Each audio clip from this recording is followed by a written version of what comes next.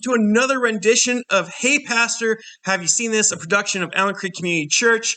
And this is an opportunity where we get fresh video files from you guys, where we get to comment on them from a Christian worldview, one of our pastors, me, Rick, or Dan. And it's just an awesome opportunity where we get to just get a fresh take on what you guys are seeing in the media. And if you want to send us something, you can send it to social@ac3.org, and we will check it out, and we will comment on what you send us. So let's see what this fresh take video that I've never seen before has to say. A lot of people seem to think that it is the atheist rejecting the God claim who has the burden of proof, when really it's the person who's making the God claim who has the burden of proof. And if you're going to claim that God exists, you've got to prove it.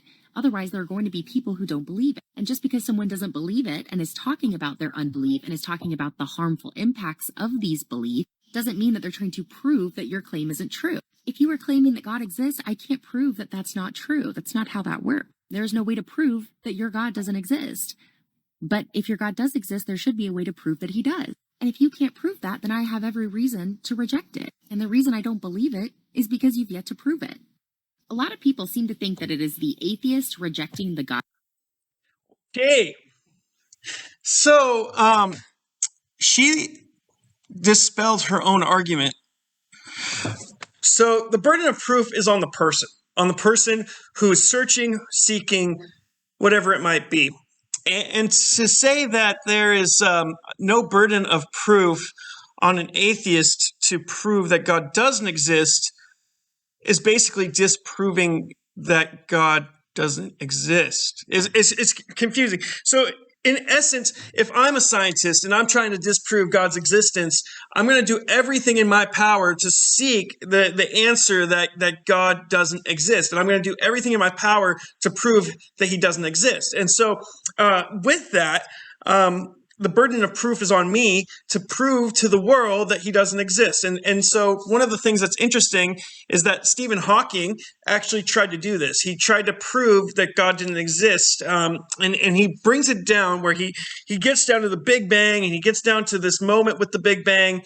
And he finally gets to a point where he says there's no way there's not intelligent design. He basically gets to a point where he can't discount the idea of intelligent design.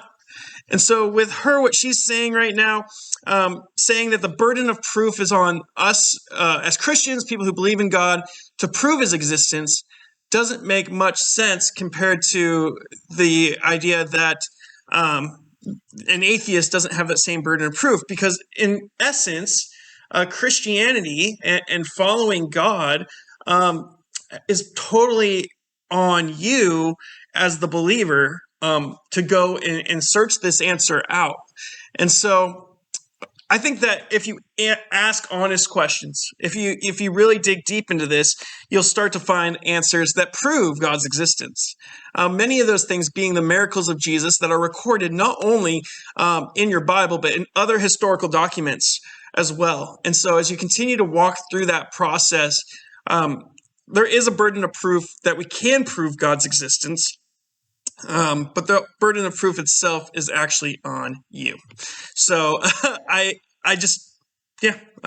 what I would say. So this is, Hey Pastor, have you seen this?